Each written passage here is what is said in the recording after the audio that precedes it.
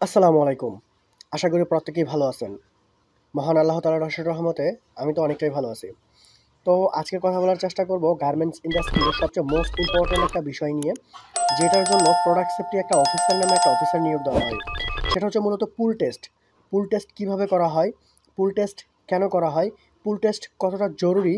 পুল টেস্টকে কেন critical process বলা হয়? সবগুলো এই ভিডিওতে ক্লিয়ার করে দিব। সাথে আছি আমি মোহাম্মদ সবুজ ইসলাম। কথা না বাড়িয়ে চলুন শুরু করা যাক। পুল টেস্ট পোশাকের মধ্যে বাটন, রিভিট, আইলেট, বো, বাটারফ্লাই ইত্যাদি জয়েন করার পর কতটুকু টান সহ্য করতে পারে তা পরীক্ষা করার জন্য মূলত পুল টেস্ট করা হয়।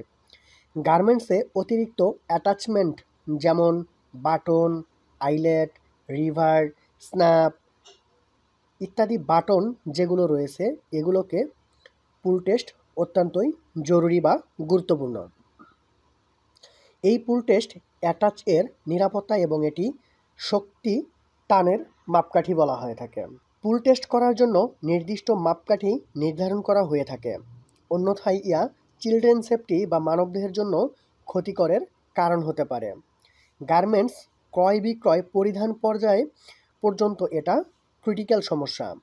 ফ্যাক্টরির সকল জায়গা ইহার উৎপাদিত তৈরি গার্মেন্টসে অতিরিক্ত নিরাপত্তা প্রদানের লক্ষ্যে সকল প্রকার ঝুঁকিপূর্ণ অ্যাটাচমেন্ট সংযুক্তির পূর্বে পুল টেস্ট করার বাধ্যতামূলক করা হয়েছে। স্ট্যান্ডার্ড পদ্ধতি 93.4 নিউট্রনে 15 সেকেন্ডে টানতে হবে। সমস্ত সংযুক্ত উপাদানের জন্য ওজন হবে 9.52 কেজিস। পুল টেস্ট বাইরের রিকোয়ারমেন্ট অনুযায়ী পুলিং স্ট্রেংথ হয়ে থাকে। যদি বাইরের কোনো রিকোয়ারমেন্ট না থাকে তবে ফ্যাক্টরির নিজস্ব প্রসিডিউর বা এসওপি যেটা আছে সেটা অনুসরণ করতে হবে।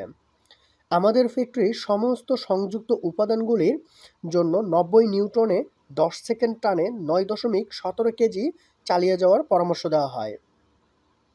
প্রতি 2 ঘন্টা পর পর বাটন পুল টেস্ট করা হয় বাইরের চাহিদা অনুযায়ী এবং পাশ ফেলের উপর রেকর্ড নির্ধারণ করে কর্মকর্তাদের স্বাক্ষর রেকর্ড রাখা হয়।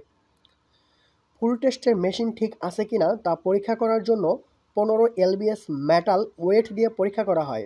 মেশিন কাটা ইত্যাদি 15 এলবিএস পর্যন্ত তাহলে মেশিন ঠিক আছে, পুল টেস্ট করা যাবে। আর যদি মেশিনে কাটা যদি 15 এলবিএস পর্যন্ত না যায় তাহলে মেশিন ঠিক নাই, পরীক্ষা করা যাবে না। মেশিন ঠিক করে তারপর ক্যালিব্রেশন করতে হবে। সর্বপ্রথম মুকআপ তৈরি করা। মুকআপ তৈরি করার সময় বাটন যে গার্মেন্টসের পজিশনে লাগবে ওই জায়গায় হুবাহুব সেইমভাবে একটা মুকআপ তৈরি করতে হবে বা বানাতে হবে। মুকআপে বাটন পুল টেস্ট করে তারপর গার্মেন্টসে বাটন অ্যাটাচ বা লাগাতে হবে। পুল টেস্টে যদি বাইরের রিকোয়ারমেন্ট অনুযায়ী ফেল হয় জানাতে হবে বা ম্যানেজমেন্টকে জানাতে হবে। ম্যানেজমেন্ট কী সিদ্ধান্ত দেয় সেটা কিউসি, কিউএ, কিউএন্ডের সাথে কথা বলে তারা জানাবে। 12 মাস পর্যন্ত নন কনফার্মিং গার্মেন্টসগুলি নন কনফার্মিং এরিয়ার মধ্যে রাখা হয় এবং 12 মাস পরে তাহা স্টক লট হিসেবে বিক্রি করা হয়। উল্লেখ্য থাকে যে নন কনফার্মিং গার্মেন্টসগুলোর মধ্যে যদি কোনো ধরনের লেবেল থাকে তবে তাহা বিক্রি করার পূর্বে উক্ত লেবেলগুলি কেটে খুলে অথবা ব্র্যান্ড লেবেল মুছে দিতে হবে। সাধারণত কিডস আইটেমের বাটন পুল টেস্ট করা হয় 70 নিউটনে।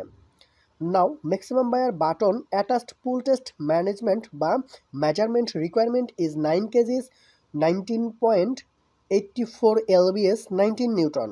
This is the most important SOP for this any buyers.